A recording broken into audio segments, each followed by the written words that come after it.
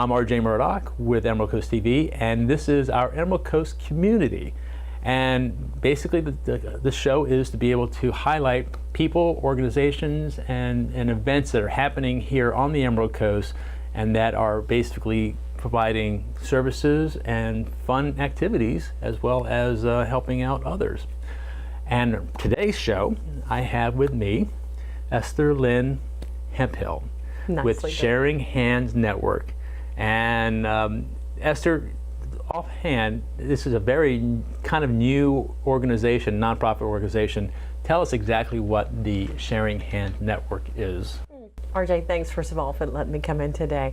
Sharing Hands Network was founded in order to help individuals that are struggling. We have a lot of folks in our communities that are struggling with their day-to-day lives, right? Whether that is paying bills, medical, dental, vision, buying groceries for their family, school supplies for their kids. So just on a basic level, we've got about 150,000 individuals in Northwest Florida that have got a job, a car, and a home, but are struggling to make ends meet. They're like one paycheck away.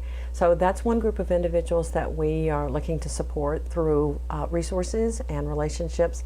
But then the other group that we help are veterans in this area. Individuals that have transitioned from their life as a military, an active military individual, they've transitioned into civilian life and they're struggling with that transition. So those are the two primary groups of folks that we support with our efforts. All right, so is there any criteria? How do you determine the amount of struggling before you kind of accept them, or just basically, I mean, is there vetting going on, or basically if they contact you, how does that process work? Yeah. Okay, so let's say I'm having a hard time, and I don't have any support structure, no family in the area or something like that. And usually I'm assuming that's maybe a majority of the cases. How can I get help, and are you the right organization for me to go to? Right. All right. So if you think of like 911 as being a central place that people go to, right? They let individuals know that when they call 911, they say, this is what I need. That person at 911 acts like a dispatch to a multitude of services on the back end, and can also help that person find more than one type of services that they might need. Sharing Hands Network is similar in that if you contact us and you let us know, either I don't have groceries, I don't have diapers, I don't have dental, I don't have whatever it is that you need and that you're struggling for or struggling with at the moment, we'll help you not only to find that resource, but we'll probably help you to find many other resources that you need. You just don't even realize they're available, or you haven't thought to ask for them. As far as vetting is concerned, the individuals that call us, if it's a legitimate need and we don't think it's someone that is trying to use the system, because those individuals, we have a few questions we can ask, and it's very obvious whether or not this is a person that's really in need or a person that's just using the system.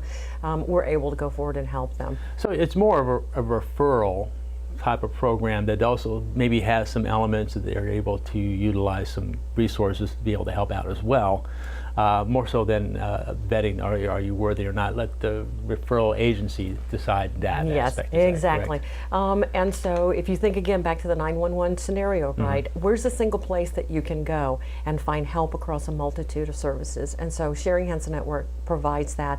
If you go to our website, SHN, right? So it's Sharing Hands Network in short, shn.co. On that site, you can put a keyword search in. You can put in veteran, you can put in food, you can put in shelter, you put the city that you're looking for, you can put in diapers, right? And the city that where you live, and find organizations that are close to you that would support you.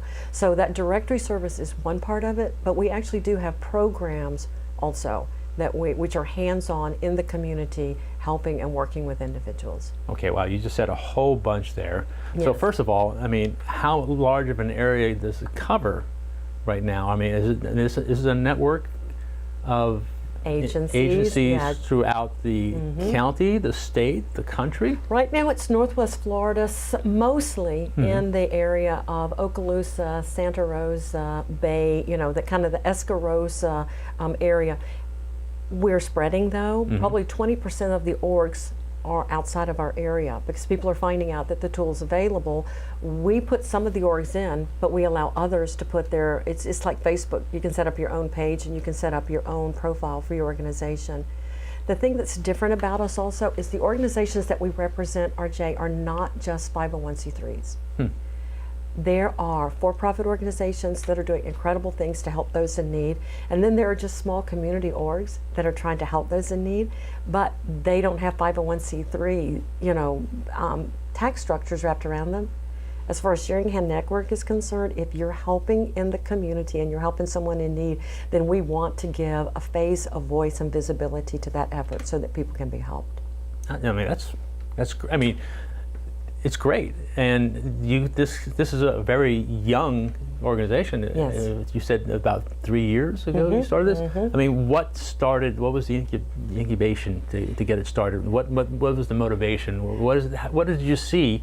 What was the need, and how did you come about with the idea? Okay, so the defining moment that launched this for me was I was at a meeting where an event was being planned in order to provide groceries to food agencies in the area, right? In the room sitting around this planning event were probably about 75 individuals, half of them representing executive directors in the Okaloosa County area that were going to be receiving the food. So they were talking about, we don't have. Well, all of a sudden, other executive directors started talking about that they had received phone calls and people were making donations to them. Like one of the executive directors said, I received a call from a meat processing plant. They had 2,000 pounds of meat that they were going to donate to me. He said, I can't use 2,000 pounds of meat. That's more than I've got refrigeration room for. And he said, so I only took the 200 pounds and I gave the 800 back because I didn't know what to do with it. And when I'm sitting there and I'm watching one organization say they don't have enough, another organization saying that they've got more than they've got too much, the light bulb goes off in your head that says, okay, if you can broker a collaboration between all of the charitable organizations, right? Whether you're giving or receiving, and then expand that conversation to include individuals in need, and include it for organizations such as for-profit companies that want to do something more than just give and sell products, right? And so we open this much bigger conversation. Right, and it's now you're not just necessarily helping those people that are maybe struggling. Yes. But you may be helping some businesses and organizations that have a surplus and don't know what to do with it. Yes. And then you're also a referral agent for that as well. Yes. So we're like this big network of collaboration. It's a network, exactly. It's a huge sharing. That's why we just call it a sharing hands network, because somebody's giving something. And we even get phone calls from individuals that are saying they want to volunteer their time, but they don't know who needs what. So again, our motto is connecting those in need with those who can help. So your need may be, I need to get rid of this meat, right? Or I need some volunteer hours, or I need dental for my kids, or you see how it's a big network. We're going to go a little bit over time because I want to talk more about your veterans program. Okay. So if you can explain to me a little bit more about how you're actually able to help individuals like myself also who are veterans, and you yourself were a veteran. I'm a spouse of a veteran. Okay. Yeah. So how did that come about? What is it that you're providing some of the veterans in the area that may be struggling as well? All right, so let's talk about the need, because that will help explain what we do. There are veterans that are leaving active duty.